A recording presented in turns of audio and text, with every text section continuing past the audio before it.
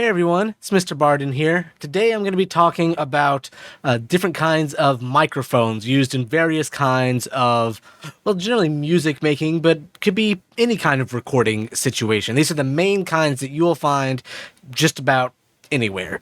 Before we hop into it though, if you enjoy the video, if you learned something, definitely give it a like and subscribe. It definitely helps out the channel. And if you have any questions about anything, definitely put that down in the comments below. I love seeing those.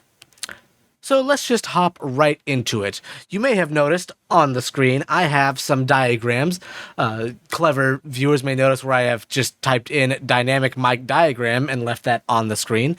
The first microphone we're going to talk about are dynamic microphones, and these are probably one of, if not the most common of the main types that we're going to talk about.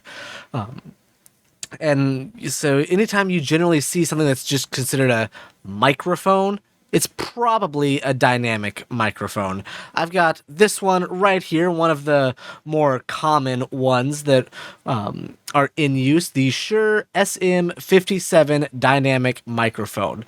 This is used a lot in instrumental settings, a lot in drums, and that's just because this kind of microphone it doesn't need electricity. It has a very robust method of producing its electrical voltages. It's very hard to break, essentially.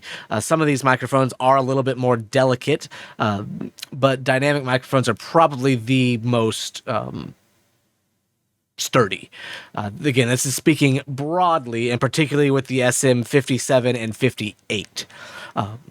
I'll use this actually to mentioning the 58. Let's just see if one pops up here. So here's one. The SM58 looks like this. That's really low res. You know what? I can do this because I'm just on the internet. This is the SM58. This is another Shure microphone, and it is functionally identical to this one I'm holding here, the SM57. I'll just kind of hold that up on the camera so y'all can see all the bits. So, what makes them different? Well, what's different is the top right here. So inside, they're all the same. They both screw apart at the same point. All the guts are the same.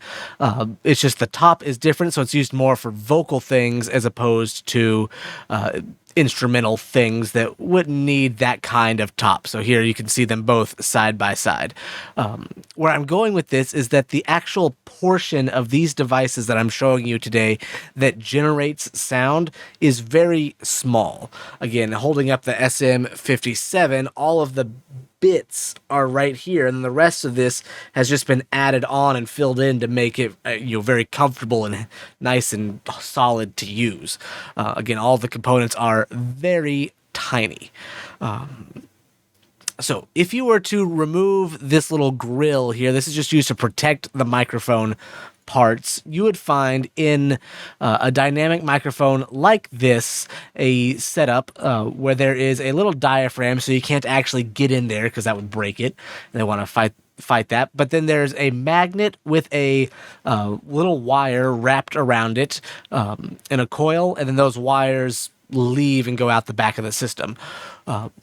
And what is happening here is that's how we're going to produce sound. So the airwaves are going to come in to enter the diaphragm system right here, and it's going to push ever so slightly that diaphragm back and forth, and that's going to cause these metal coils to kind of bunch up just like so, just a little bit.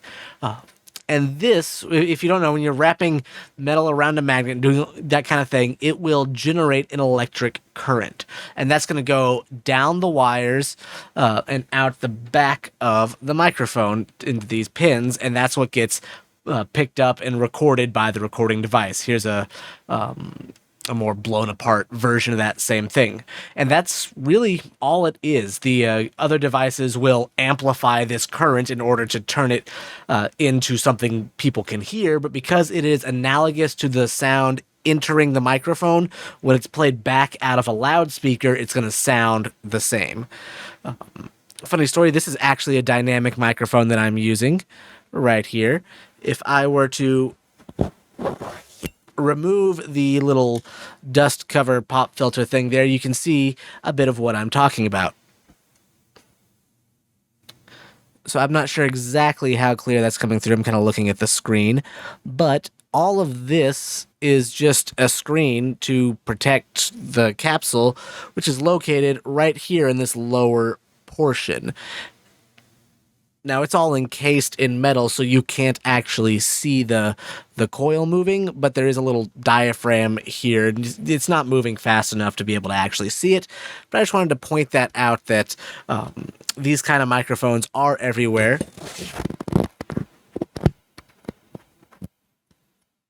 And they're usually quite effective. This is the same model of microphone used in a lot of broadcasting and recording studios. The one I like to refer to is that Michael Jackson's Thriller was recorded on this, according to some story I heard at some point and thought it was kind of cool.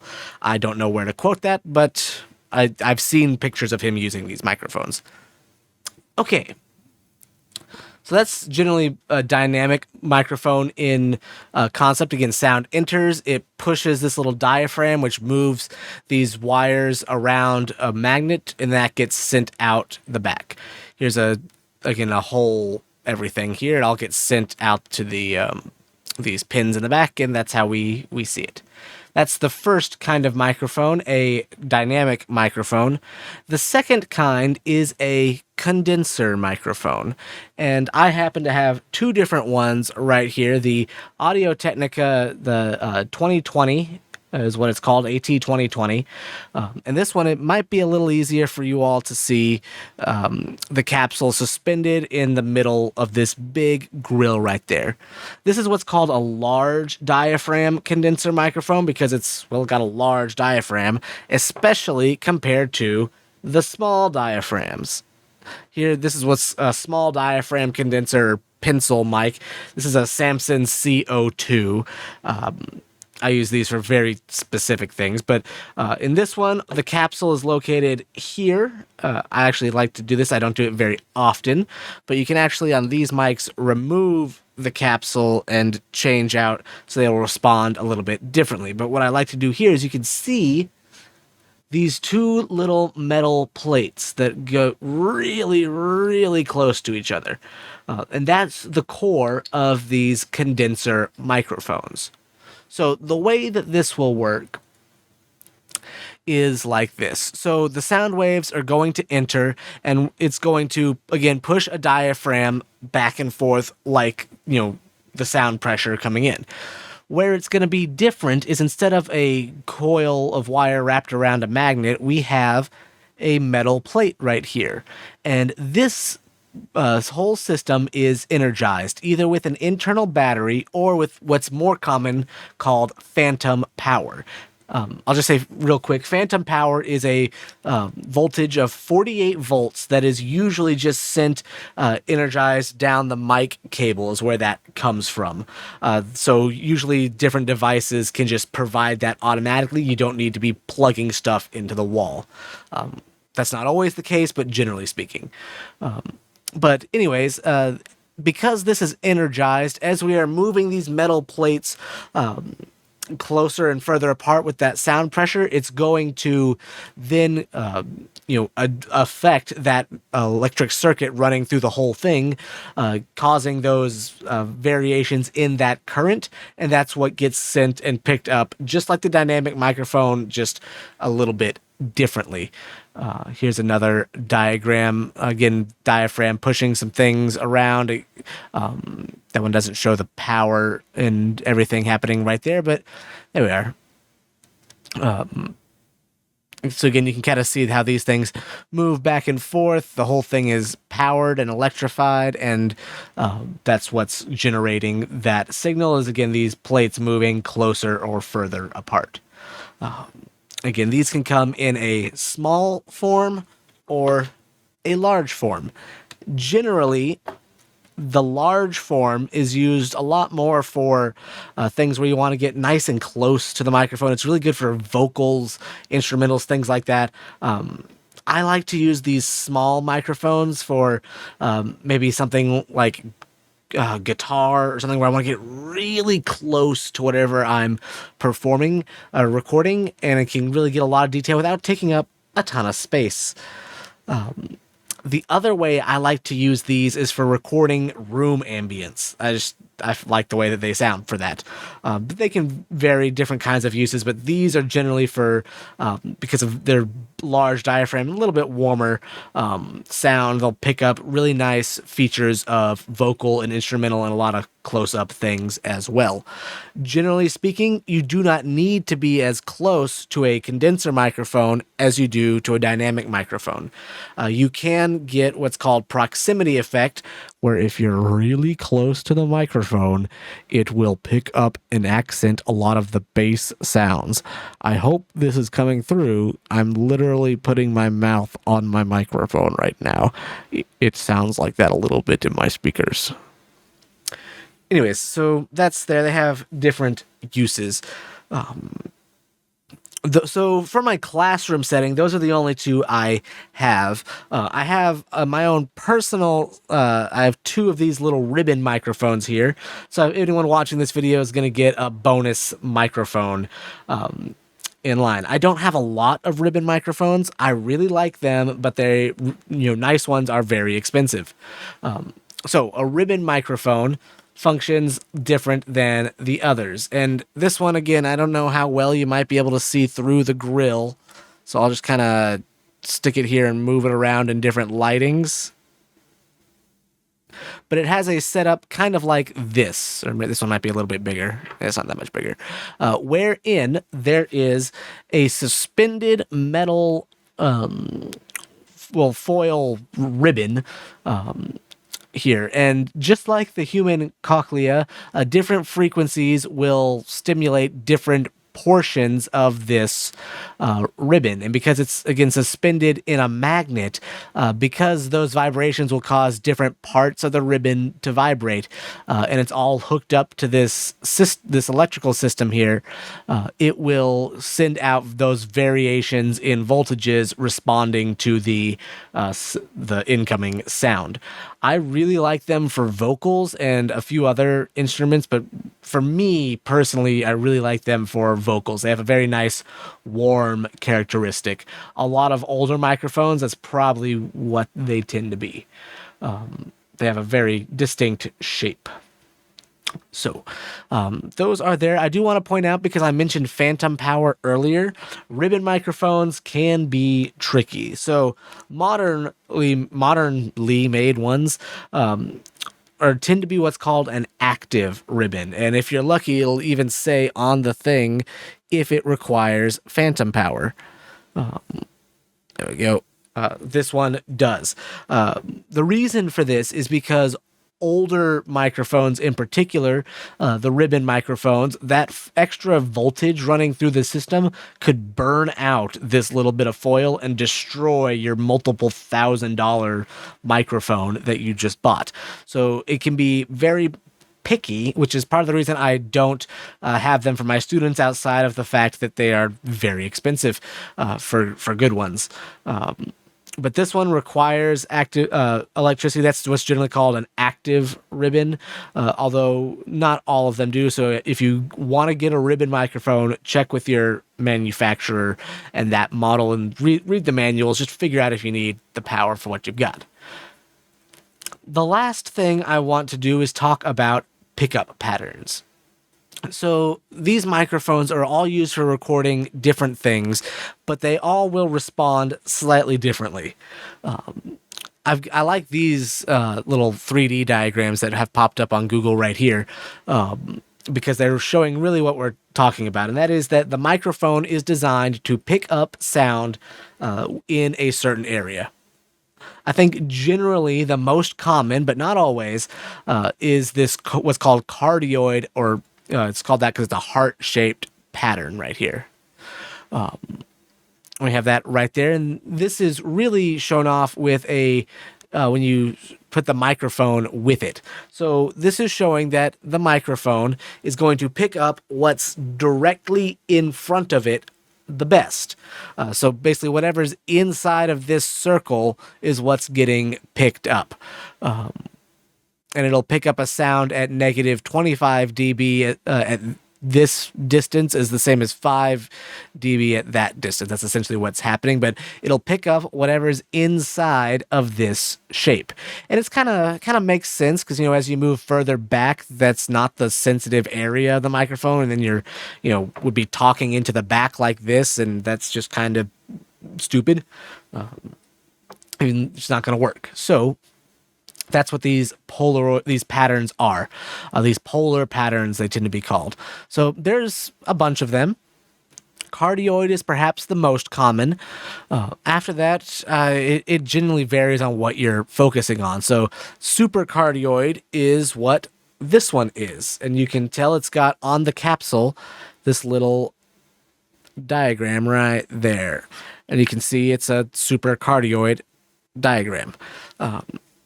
On the SM57, it has the cardioid diagram. Let's look, the AT2020, it both says it and has the icon. On my ribbon, ST170, it doesn't say on the microphone, but it says in the manual over there it's a cardioid. So it'll usually say on the microphone or in the microphone materials what it is. Another really common one is omnidirectional, and that's usually for things like boundary microphones, or like the microphones that go in a conference room table. I've got one. Can I pull it up to see on the camera? Not really. I'll tell you what, we'll do this. I've got one right here. That's a little omnidirectional microphone, and I use that occasionally, not a whole lot.